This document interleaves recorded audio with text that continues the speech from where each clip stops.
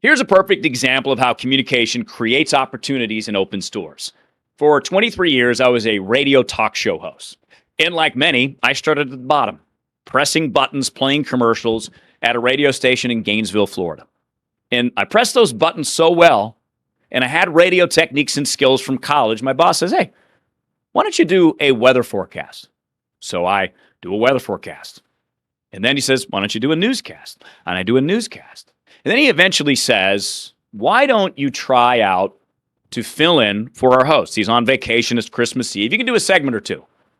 It's the communication abilities that I had and my willingness combining the two that opened the door to the next opportunity, the bigger opportunity. And then when I filled in for the talk show host, I did 4 segments. My boss heard it and he said, it was pretty good.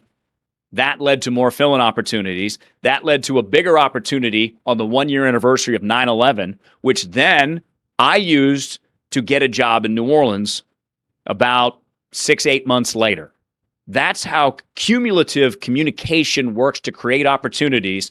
One thing leads to the next, leads to the next, leads to the next, leads to the big opportunity that lands in your lap out of nowhere. So if you're sleeping on your communication skills and you're not trying to improve, you're going to stay where you're at.